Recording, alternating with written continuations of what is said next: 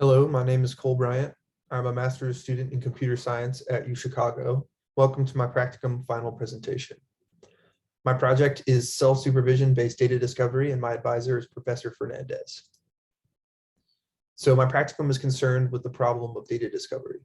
Data discovery can be defined as the process of finding a subset of relevant data sources among many data sources for use in a given task. And this can present many challenges. One, data can exist in multiple storage systems and locations, such as relational databases, data warehouses, and cloud-based data stores. Two, data sources may not have well-aligned or defined schema. Therefore, it may be hard to determine whether data sets are likely to join. Three, data discovery workflows vary widely based on an analyst's needs. That is, data analysts may wish they could simply write a custom query to find the data sets that they need. So in general, analysts face a data discovery problem when they spend inordinate time searching for relevant data rather than analyzing it. So for example of a data discovery problem, let's say a data scientist wants to predict traffic patterns in a city. He or she wants to find and join relevant data on weather, auto accidents, and events in order to collect the right features for the model. However, the data comes from different sources the data scientist has access to and has different structure and schema. It may take a lot of manual inspection to determine which data sets from which potential sources have relationships and can be joined with each other. Perhaps there are data sets that could be joined by location and time, but again, the schema might be inconsistent. So for this example, each data set has differently named columns that can be joined, but it is not immediately apparent without closer inspection. So enter RM, prior work by my advisor, which provides a backdrop for this practicum. The goal of RM is to create a system which helps solve the general problem of data discovery. It does so by representing relationships between data sets as a hypergraph, and it allows flexible querying of these relationships. RM works using statistics and similarity values, but does not leverage the availability of large amounts of data to capture relationships. Self-supervision is an approach which can leverage larger amounts of data than many other methods through label creation. And this practicum seeks to use self-supervision to inform and improve RM's standard for data discovery. So in this practicum, we seek to leverage recent advances of self-supervised learning for data discovery. So what is self-supervised learning? It is a form of machine learning in which synthetic labels are generated from an unlabeled data set, often by leveraging the structure of the data itself. A model can be trained in a supervised manner on these synthetic labels, even though there weren't any labels to begin with. So self-supervised learning techniques have shown promising results in different tasks such as data annotation and entity matching. And a key component in these predictive methodologies is the idea of an embedding. So what is an embedding? A word embedding is simply a lower dimensional vector representation of a word. The idea is that words with similar meanings ought to be located closely together in multi-dimensional vector space, i.e. they ought to be similar. This logic can be extended to groups of words or tuples. So here you can see the general steps of our methodologies, which will hopefully become more clear in the next several slides. Finally, I want to highlight that the challenge of data discovery we have focused on in this practicum is to try to predict whether two given tables can join. So deep learning for blocking and entity matching is the title of a recent research paper with corresponding code base, which has served as a basis for our methodologies. It was published this past year, and it applies self-supervision to the task of entity matching. So entity matching is the problem of identifying which data records or table rows refer to the same real-world entity. The specific architecture that the authors use for applying deep learning to entity matching can be described with the following three steps. First, compute an embedding for each word in a row or tuple. Second, combine these word embeddings into an embedding for the entire tuple. And this is the stage in which they use self-supervision. Third, and finally, find tuple pairs with high similarity using cosine similarity values. So I should mention that the authors also use pre-trained word embeddings using fast text, which is trained on Wikipedia. So they essentially load these pre-trained embeddings into their model. And our methods follow similar steps and also use fast text to produce word embeddings. So we began our analysis by testing a set of baseline methods to see which direction to go in. And I will now do a high-level overview of these methods. So the first method that we explored was based on row pair similarity. The intuition for this method is that data sets which have a high percentage of cosine similar embedded row pairs may be likely to join. So in other words, if rows are a large number of unique rows are similar to each other between the two tables, we would predict that the tables join. And this method is most similar to the blocking for entity matching paper. An important piece of this and other methods is that we need to come up with some sort of threshold for cosine similarity. And this is done through training on an initial group of data sets to look for the best threshold value for accuracy.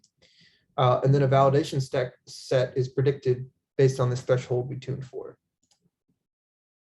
So the second baseline method we explored is based on column pair similarity, with the intuition being that dataset column pairs, when the columns are embedded, if these pairs have high cosine similarity, we would say that they're likely to join.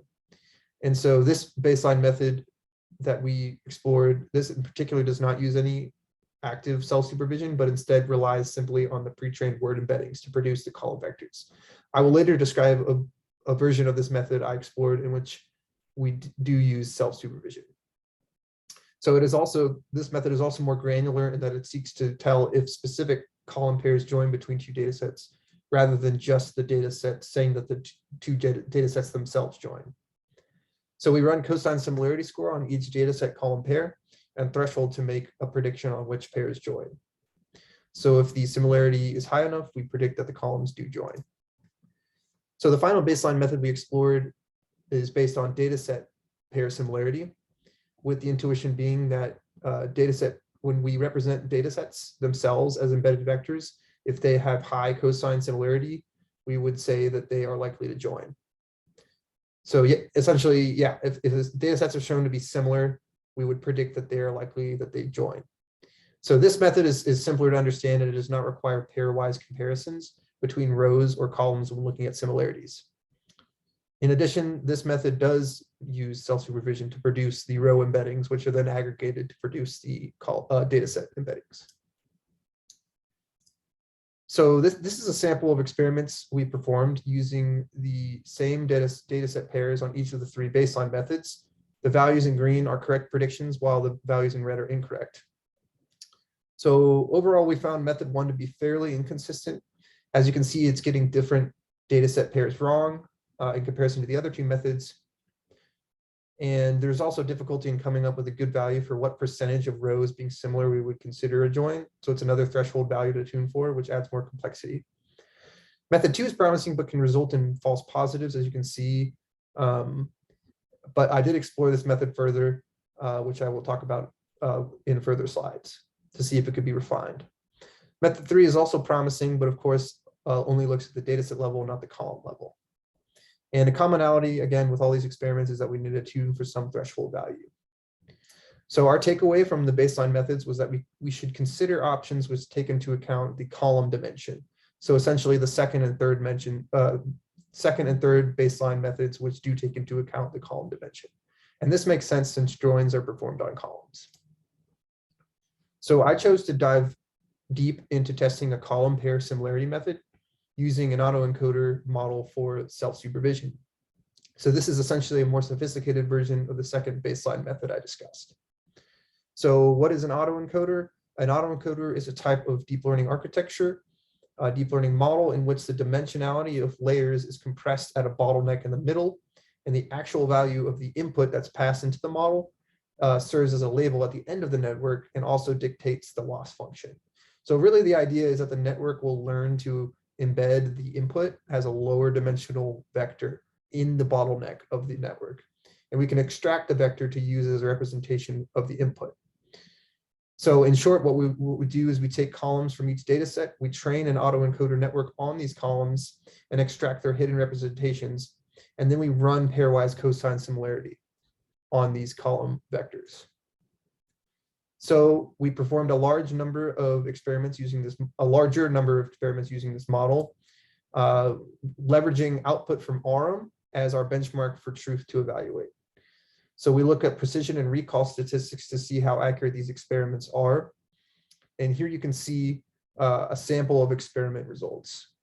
So unfortunately, as we could begin to see with the similar baseline model, the results in this method were disappointing. Despite tuning for similarity threshold, these experiments resulted in far too many false positives. And as you can see in the aggregate results, false positives overall are a major concern.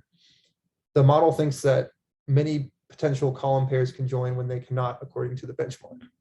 However, these efforts do raise interesting questions and help reveal challenges to be addressed. One such challenge I chose to explore was excluding all numeric columns to see if this would help, especially with the embeddings, as you can see in the aggregated results table. However, blocking these columns delivered poor results as well, but it did cut down on the total number of false positives. So why were these results disappointing? On closer analysis, I see several contributors. For one, the false positives produced by the model included many column pairs containing unique IDs, unstructured text such as URLs, and semi-numeric columns, which were difficult to apply a blocker to, as I discussed in the previous slide. Such data is intuitively difficult to represent, especially using word embeddings, while plain English text is much easier and has much more defined meanings. So you can see a sample of some of these false positive column pairings on this table in the right. Additionally, I mentioned our use of ARM as a benchmark for validation. On this method, due to time and resource constraints, we were limited to a subsample of output from ARM, meaning potentially not all dataset pair joins, which ARM would produce, were included in our validation data. Additionally, I should note that ARM itself maximizes for recall. And so what that means is that it seeks to minimize false negatives when looking at joins between tables. And as such, this validation data does sometimes include false positives, which we have seen in the ARM output on occasion. So in short, our validation method may also have been a potential contributor to the uneven results. And but really, finally, it's also a likelihood that autoencoder itself may simply not be ineffective or fine-tuned enough of a method for encoding these large column tuples. So going into sort of conclusions of this practicum and proposed future work. So through this practicum, I've learned a lot about self-supervised methods and was able to do a lot of experimenting in applying it to data discovery. Clearly, the results of my final method explored were subpar, but I do believe they help steer this task in better directions. For one, I think it indicates that autoencoder may not be the best direction to go in. Rather, I would recommend experimenting with other self-supervised methods to produce embedding, which another student in the practicum is working on and will be presenting on her results next week. If it would be possible to create or procure a labeled ground truth dataset, I believe this would be very much aid in evaluation. And also I would recommend diving deeper into methods which simply look at the dataset similarity to determine if datasets join, which would build off of the third baseline method that I discussed. And finally, I want to recommend exploring and evaluating a new method which seeks finer tuned embeddings and uses rows as context for columns. And this is a method which I sought to explore, but ran out of time in implementing during my practicum. And so I will briefly show this proposed architecture. So really the idea of this method is to hold out each column and then predict its embedding based on the remaining values of each row, and then run column pair similarity to assess possible joins. But the intuition is that for each column, the remaining values in the rows provide context. And so this method would use more data.